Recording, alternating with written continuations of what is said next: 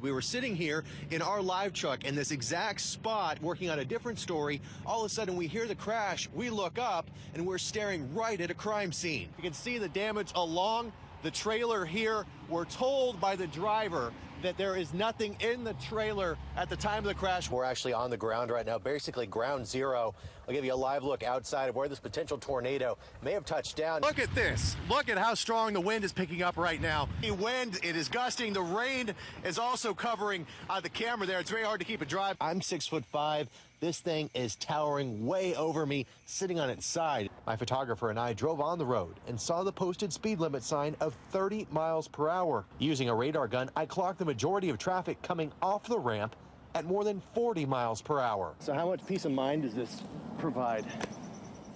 I think it gives just a little bit more. Not only did Sumter play football for Heath High School, he also played for JU. This is a Pokeball. It is designed to catch Pokemon when you throw them towards the digital creatures.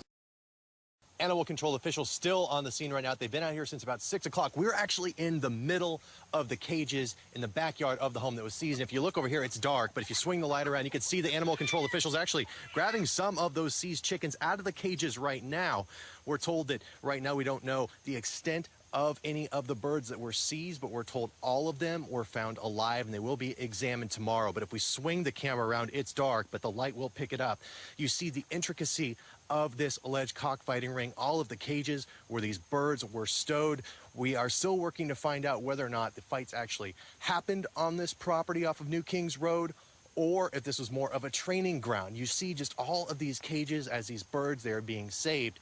Now, I want to show you this. I just found this out. The man arrested, this is Timothy Prosser. You take a look at his photo. He has actually made news headlines before in 2011. This photo taken from a Florida Times Union article when he was actually making waves with the landlord about whether or not to raise chickens. Not about cockfighting, but raising chickens on the property.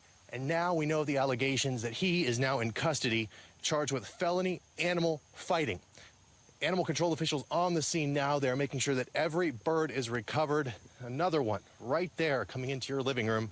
51 birds in total, all tied to this alleged cockfighting ring, now broken up after a tip came into animal control officials tonight. They move quickly. They find not only the birds, they find alleged steroids for the birds and other utensils used in cockfighting, such as the knives, so to speak, that they attach to the birds' feet to make those birds even deadly during those fights. We'll stay on scene, bringing you the very latest throughout this newscast and online. Reporting live in Densmore, Cole Heath, Fox 30 Action News Jax.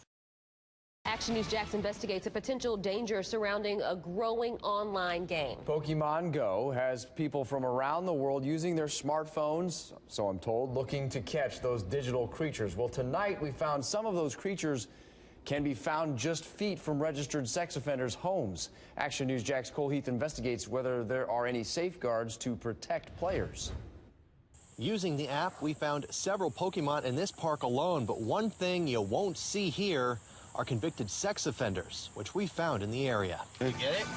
Well, I caught it. My photographer and I drove around the south side looking for Pokemon and sex offenders, whose addresses are listed here on FDLE's statewide sex offender registry. Some predators' homes I stopped at didn't have any Pokemon nearby, but we found 4 Pokemon near this predator's house. I went to the listed permanent address of Sean Martin, convicted of lewd and lascivious battery with a victim between 12 and 15 years old. Hold on, one popped up. Stop.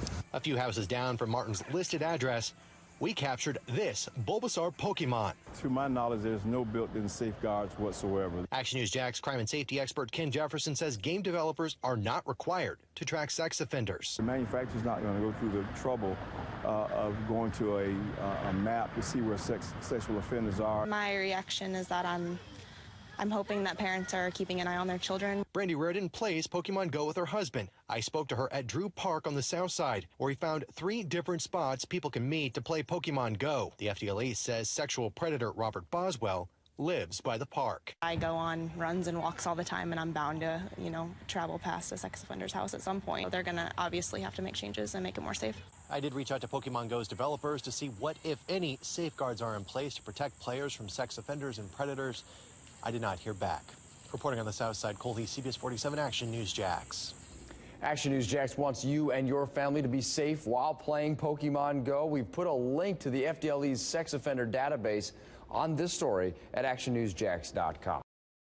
An exclusive look at dashcam video that shows a high-speed chase, a police chase that ended in a violent crash at a local intersection. We brought you the breaking news last night when the suspect hit a family's car while running from deputies in Lake City. Tonight, that family is speaking to only Action News Jax Cole Heath. The family tells me that their car that they had just driven off the lot and their faith saved their lives. That crash happened last night right at this intersection. We actually witnessed the crash and saw that family walk away from it. Exclusive dashcam video captures the terrifying moment a police chase turned into a crash. The only thing I remember was my kids screaming. Jennifer Williams and her family had a different view of it all. That's the suspect slamming into their Chrysler at Main and West Duval in Lake City. The car was right there on us. We was at a wrong place at the wrong time. The Williams are now home with only bumps and bruises. Their car now looks like this. The same dashcam video shows Deputy Brett Sullivan pulling over Antonio Williams for swerving right before the chase. You got your driver's license? No, sir. The police report says Williams had alcohol on his breath. You can tell by the look on your face, your license ain't valid, is it? No, sir. Moments later, Williams took off. 1031, Columbia, 1031 vehicle. Watch as Williams speeds off and drives down the wrong side of the road with the deputy chasing him with speeds up to 75 miles an hour.